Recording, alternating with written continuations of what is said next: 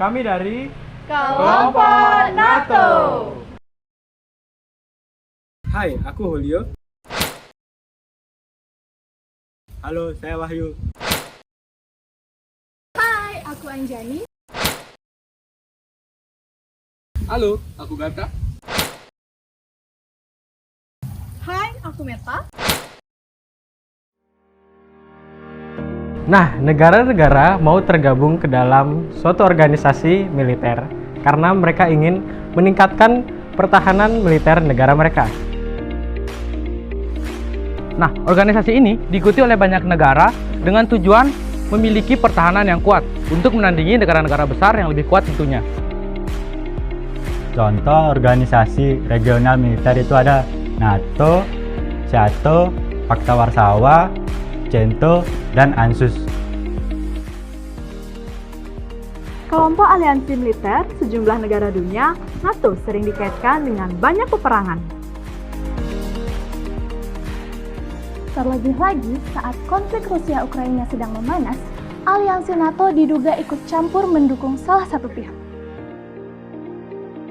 Lantas, apa itu NATO? Bagaimana awal mula berdirinya? Dan apa tujuan NATO didirikan? Simak video berikut ini! Nah, pasti kalian pernah mendengarkan kata NATO sendiri? Bukan makanan Jepang itu ya. Jadi, NATO atau North Atlantic Treaty Organization adalah Pakta Pertahanan Atlantik Utara yang dimana ini merupakan salah satu kelompok aliansi militer dari berbagai negara. NATO didirikan pada tanggal 4 April 1949. Nah, organisasi ini saat itu berupaya untuk menghalau serangan dari Uni Soviet terhadap negara non-komunis di wilayah Eropa Barat. Melalui Kesepakatan Atlantik Utara yang ditandatangani oleh Washington, NATO mencakup 27 negara benua Eropa, 2 kawasan Amerika Utara, dan 1 negara Eurasia. Selanjutnya, sejarah NATO. Latar belakang NATO didasari oleh Perang Dingin yang timbul antara Blok Barat dan Blok Timur. Kemunculan blok ini tidak dapat dipisahkan dari Perang Dunia Kedua, yang sukses menghadirkan 2 negara adidaya, Amerika Serikat dan Uni Soviet. Kedua negara tersebut menganut ideologi yang saling bertolak belakang, yaitu liberalis dan komunis. Akibat Perang Dunia, negara-negara di Eropa Barat mengalami keruntuhan militer dan ekonomi. Di sisi lain, partai berhaluan komunis juga berkembang di Italia dan Perancis. Pasca Perang Dunia II, Uni Soviet masih menjadi negara kuat dan mengendalikan Eropa bagian timur. Berkat persamaan nasib tersebut, Inggris dan Prancis kemudian mulai menginisiasi gagasan NATO.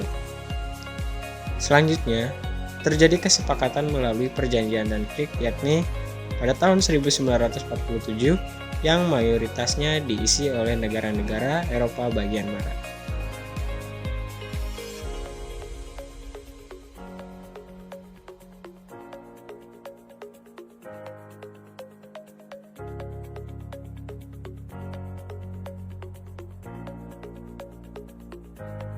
Pada tahun 1949, NATO secara resmi disetujui bersama sebagai upaya untuk mencegah penyerangan dari Uni Soviet.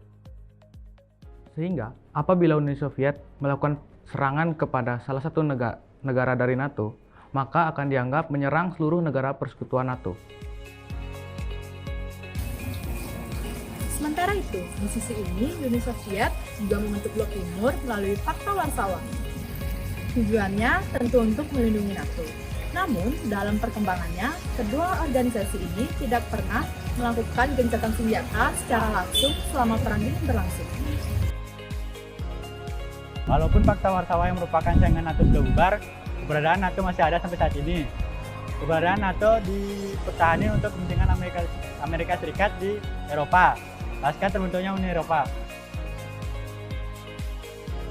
Pembahasan selanjutnya adalah tujuan dari berdirinya NATO. Dari beberapa sumber yang ada, tujuan berdirinya NATO yang pertama adalah mencegah ekspansi di Uni Soviet. Yang kedua adalah untuk menekan terbentuknya militer nasionalis di Eropa. Dan yang terakhir adalah untuk merangsang integrasi politik di Eropa. Adapun beberapa prinsip dasar dari NATO yaitu Yang pertama, demokrasi dalam setiap pengambilan keputusan. Yang kedua, kebebasan bagi semua negara anggota. Yang ketiga, solidaritas dalam pengentasan permasalahan. Dan yang terakhir, menghubungkan keamanan antar negara Atlantik Utara. Pada awalnya, ada 12 negara yang menjadi anggota NATO. Namun, sampai saat ini, sudah 30 negara yang resmi menjadi bagian aliansi NATO, yang mayoritas berasal dari Eropa. Berikut ini bagian negaranya. Nah, NATO juga terdapat struktur kerjanya antara lain. Yang pertama, NATO Delegation.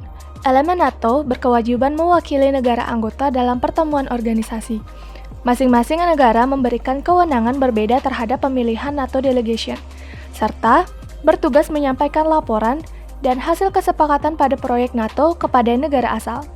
NATO Delegation biasanya diwakili oleh Menteri Pertahanan atau Menteri Luar Negeri yang sedang menjabat maupun kepala pemerintahan lainnya.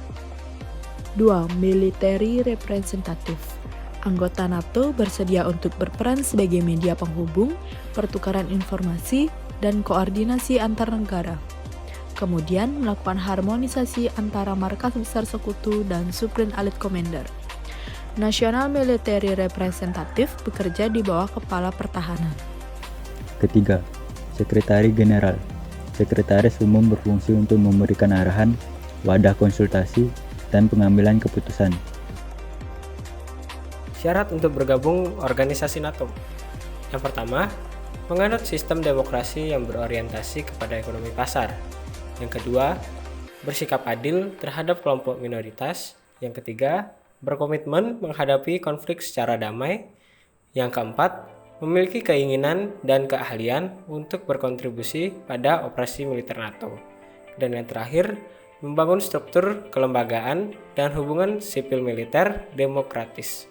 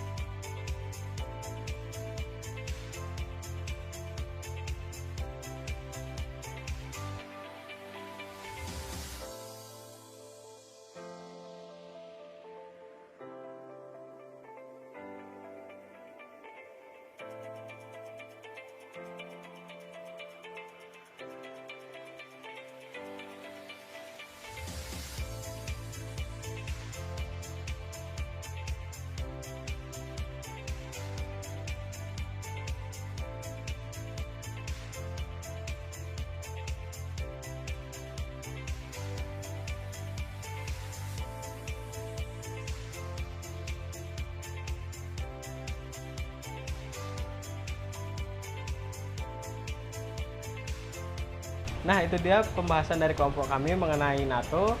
Jangan lupa Like, comment,